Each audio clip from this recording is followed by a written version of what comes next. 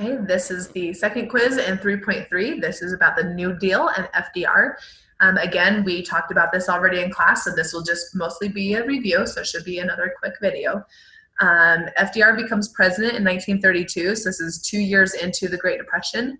And he said, and he did this, his first 100 days, as he said, the first 100 days of my presidency, we're going to have a special meeting with Congress, a special session. We're going to sit down and we're going to make laws and fix this problem. So people are like, awesome, you're doing something. Hoover wasn't, but you are. Cool, we'll vote for you. So he won in a landslide. He was definitely a reformer. He did lots of changes to help people cope and recover from the Great Depression, which is definitely interesting. He was so much of a reformer and someone who actively helped minority groups, especially for a Democrat. That was big because Democrats in the past, before this time in history, they didn't really do a lot to help minorities out. It was in fact the Republican Party who was the one who abolished slavery. The Democrats did not want that. So finally, the Democratic Party is doing things for minorities. Not only are they making laws to help African Americans specifically during the New Deal, but also the Indian Reorganization Act happened as well. So that was good. It helped Indian tribes to be more to have their self-determination.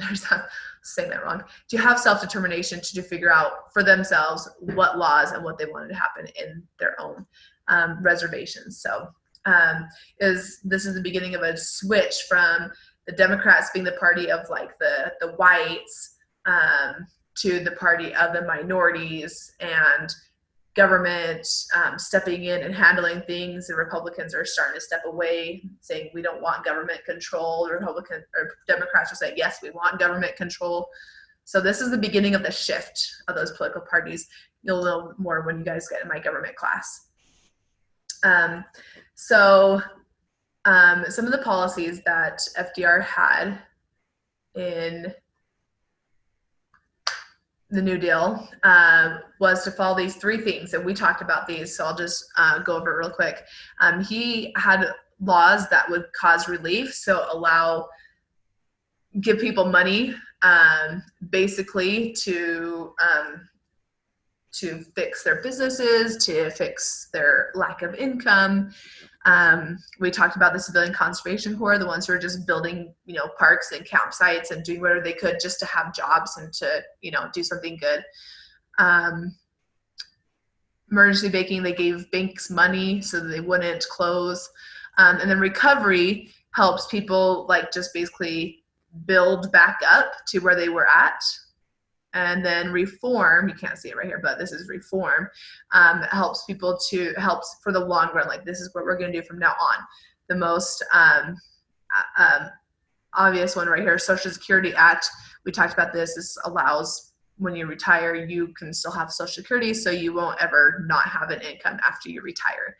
So relief was to help immediate, recovery was to help short term, and to get back to normal, and reform was from this day forward. This is changes we want to always have. So he did lots and lots of reform laws, a ton of them. He in fact had there's two waves of the New Deal. There's the first wave where it happened in his first 100 days of office, where he pounded out all these laws.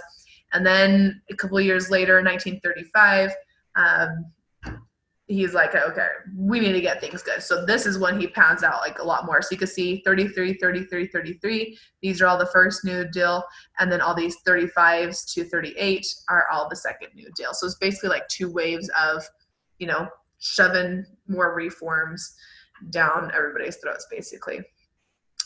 When he announced all these laws and new things that he was doing, he did so in what he called fireside chats. So he would sit by the fire, or he'd sit on his desk, and he would just talk to the American public and say, hey guys, how are you doing?